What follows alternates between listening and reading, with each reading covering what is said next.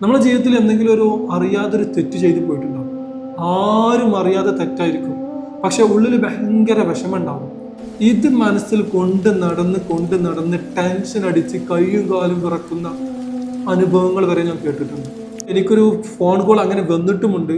അതായത് ഭാര്യയുമായിട്ടുള്ള ജീവിതത്തിൽ തന്നെ നല്ല സന്തോഷവും എല്ലാം ഉണ്ടായിരുന്നിട്ടും അത് അനുഭവിക്കാൻ പറ്റാതെ ഒരു വല്ലാത്തൊരു അവസ്ഥയിലേക്ക് പോയ ഒരു വ്യക്തിയുടെ കോളായിരുന്നത്.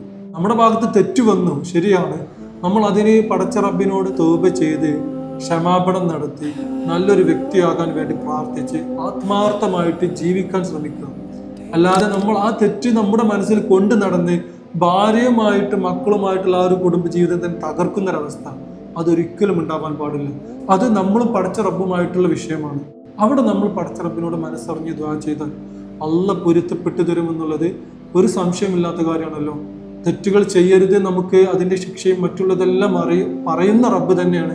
നിങ്ങൾ തെറ്റ് ചെയ്താൽ എന്നോട് ദുആ ചെയ്യൂ, ഞാൻ പൊരുത്തപ്പെട്ടു തരാമെന്ന് പറയുന്നു. എത്ര വലിയ തെറ്റായാലും എത്ര ചെറിയ തെറ്റായാലും അത് നമ്മൾ തൗബ ചെയ്യുക, പിന്നീട് ഒരിക്കലും ചെയ്യില്ല എന്ന് സത്യം മനസ്സിൽ ഉറപ്പിച്ച് തീരുമാനിക്കുക. എന്നിട്ട് പടച്ച റബ്ബിനോട് ദുആ ചെയ്താൽ ആ ദുആ സ്വീകരിക്കും, അതിൽ സംശയമൊന്നുമില്ല. അങ്ങനെ ചെയ്താൽ പിന്നെ നമ്മൾ നമ്മുടെ കുടുംബത്തിൽ ഇതിങ്ങനെ അറിയിക്കണം എന്തിനാ? ഈ ഒരു തെറ്റ് മറ്റുള്ളവരെയും അറിയിച്ചിട്ട് ആ കുടുംബ ബന്ധം വഷളാക്കുന്നത് എന്തിനാ? അതുപോലെ നമ്മുടെ കൂട്ടുകെട്ടിലുള്ള ബന്ധം വഷളാക്കുന്നത് എന്തിനാ? ഒരു ഉപകാരമില്ലല്ലോ.